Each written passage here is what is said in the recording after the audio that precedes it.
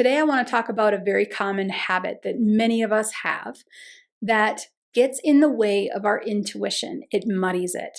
I want to talk about identifying it, and I want to talk about what you can do to fix that. And while I've got you here, I'd love for you to help out the channel. Go ahead, click subscribe and the notification button, because you and me, we're on this intuitive journey.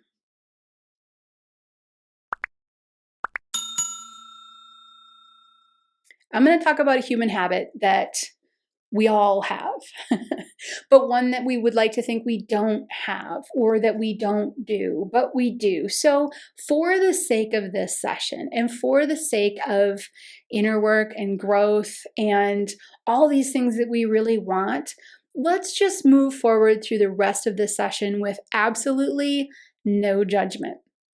No judgment on ourselves, no judgment on somebody else, just no judgment. We're just taking a look under the hood. That's all we're doing, taking a look under the hood. I have seen a number of very common habits that people do in their human life, day-to-day life, that will affect their intuition when they're tapped in. How we hold ourselves in our day-to-day life can sometimes naturally unfold in an intuitive moment. If we find that we jump to conclusions, we can find that we interrupt our intuition because the first thing that comes through, we're jumping to a conclusion. Our personalities, our habits, the areas that maybe we might need to heal do interject into our intuitive channel. It's not like the whole rest of us shuts down. I mean, if you can make that happen, if you can completely silence all of your tendencies, your patterns, your neurological functions for your intuition to come through, you might not be here anymore, or you might have ultimately mastered the ultimate intuition, but that's not reality. Reality is such that you sit down, you have an intuitive moment, and how you hold yourself in your day-to-day life can leak through into that, can influence the intuition coming through. If in your day-to-day human life, your mind is triggered by different things and you respond to different things in a way that blocks development in your day-to-day life, that's going to also block intuition. So it's typically the habits that, would probably be great for us to break. So here's the one we're going to focus on today. I know, I'm going to rip off the Band-Aid. Here we go. I'm going to talk about projecting. I'm going to talk about projecting in the sense that, first off, we all do it. We all do it because we're human. Projecting, in essence, is projecting your own thoughts and feelings onto the person that we're interacting with. Perhaps they respond to something in a particular way. If we're projecting, we will make the automatic assumption that they're responding in that particular way because of A, B, and C. But the projecting piece is that A, B, and C is how we would respond. So we're expecting them to respond the way that we would, or we're expecting them to have feelings or be experiencing something emotionally the way we would. We're translating our own understanding of emotions, patterns, problem solving, and all of that onto what's happening for them. This is a very natural thing. And honestly, I understand that projecting has been used in a very negative light for so long. But sometimes projecting is, can be a layer of empathy. It can be, I'm trying to understand. I'm trying to connect. It can work in that way as well. But when we find ourselves assuming that a person is doing something for a particular reason, we could be projecting that reason. We could be just saying, well, either everyone I've known in the past did it for this reason, or I would do it for this reason, so it must be this reason for you. And that's what projecting is. It's like taking a big old projector and shining it on a situation or a person and saying, no, this is what it is, because this is the lens that I see things through. So hopefully you can hear in this that this is natural. This is natural. And projecting typically isn't done out of spite. It's not typically done to be hurtful. It's just a mechanism that we use to try to get on board or understand a situation. Now, when we do this, this is typically done, mostly with personalities that want to help which is most all of us, that want to figure something out for somebody else, to want to make things better, which is most all of us. So this is a very natural piece. Yes, if we take projecting in our human life to an extreme, it can cause problems. So inner work is fantastic. I cannot emphasize enough how wonderful counseling is, therapy, a good friend, somebody that you can talk to, being in a space where you can be vulnerable to say, okay, I'm going to admit for 4 seconds, but only 4 seconds, that I'm not perfect and I want to improve. There's nothing wrong with that. That is an evolved human being. That is a powerful human being. That is a beautiful, beautiful, beautiful example of what it is to be the best of you. So when we're projecting, again, human, natural, most of it is taught to us as kids, all of that. Go down that therapy road, absolutely, please, because it's a wonderful thing to release yourself from. But this is how it affects your intuition.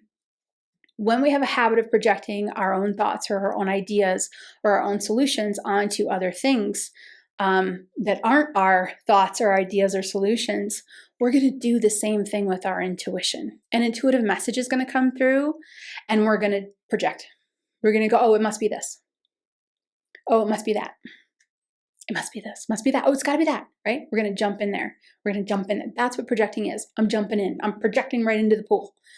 I'm going to say, this is what it's got to be. Intuition doesn't work like that. Intuition is something that we need to sit back and receive purely as it comes through. No judgment, no analysis, no picking it apart, no wonder if it's got to be this. No solving, none of that. Let me reiterate something that I tell my students all the time. Let me say this one again, because I love this one. Our mind is really broken down into, you can say, 2 halves. It's a lot more intricate than that. But let's say we've got right brain, left brain. Intuition flows through the right brain. Analytical, logical flows through that left brain. If the right brain is the mail carrier delivering the intuitive information, then the left brain is the dog trying to bite the mail carrier. Okay? Our left brain, our logic, is going to try to attack the information that just came through. It is excruciatingly natural. And I got to tell you, all the people that have honed their intuition with great success, all of my students that have done that have done it by being very aware, completely judgment-free of themselves, and saying, yeah, I can see how my dog is trying to bite my mail carrier. I get it. Oh, look I did it again. Oh, there it is. I can see it. Once you're aware of your patterns and you can see that the dog's trying to bite the mail carrier, then you shift your attention over to the dog and say, sit, stay, shh, quiet.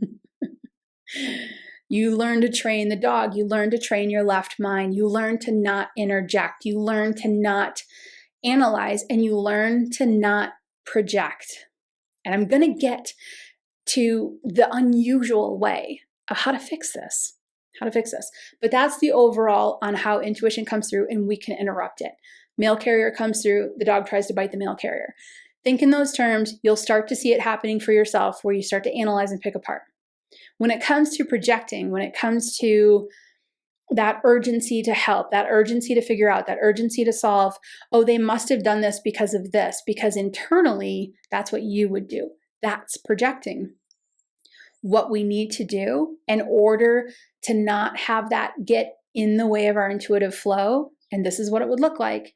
You would sit down and you'd get an intuitive piece of information, let's say for a friend, and then it would be strong intuition, and then it would turn slowly and very slightly into an opinion. And so it becomes not intuition any longer. It becomes imagination and opinion and intent. That's what projecting does in intuition. When we think, oh, well, this is how it should be. Let me give you an example. I love examples. I sat down with, and I've talked about this example before because it's such a powerful one. I sat down with an incredibly strong intuitive. She was so accurate. She was a medium. Sat down. I could see my deceased grandmother standing next to me, and this medium who knew me from nothing. This was a town, had no idea who I was, said, I can see this woman coming through. She's about this tall. I think she's your grandmother on your mom's side. She was so accurate and it was so fast coming through. And I was like, yes, this is awesome. She's really open to her channel. And then she said, your grandmother's talking about how you have a rift in the family, how you've cut off an individual in the family. And I'm like, yes, accurate, absolutely accurate. That's where her projecting came in. And she was like, well, and then the next pieces of information that came through were what she thought I had done to do it, and also her opinion on how I should remove that boundary because family's family. And I turned to look at my grandmother when this information coming through that did not resonate at all. When that information came through, I turned to look at my grandmother, and my grandmother kind of sort of, stepped out of she sort of dissipated, Scottish goodbye. And she was like, yeah, bye. And that's when I knew we weren't really tapped in anymore. We were just projecting. So the reader herself wanted to help and projected that this is what you're doing, which is probably what she either may have done herself or probably would do if she was in that situation, which ended up not being what I was doing. And then she said, your grandmother says you need to heal that relationship, which is ironic because it was my grandmother supporting me in setting that healthy boundary. So when we project, it becomes what we think and not our intuitive channel. So here's what you do.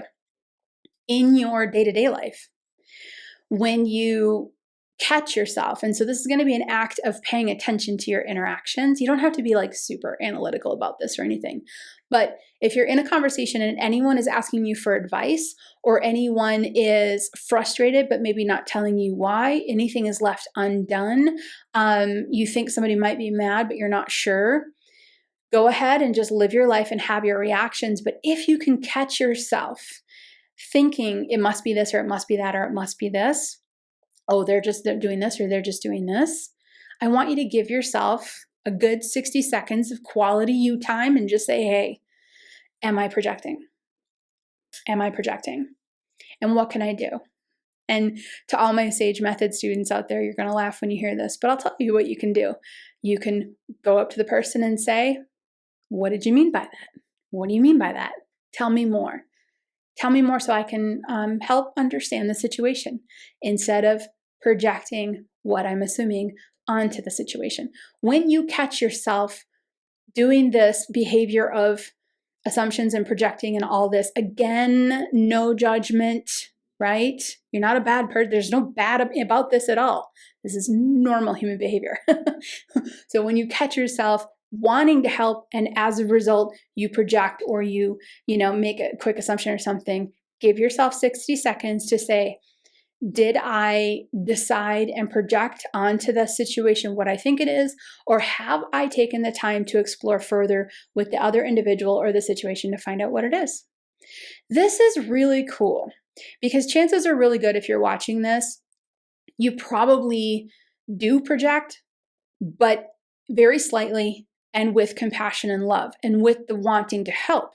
So again, let's take the negative out of that word and let's bring it into, I get it. I totally get it. You want to help.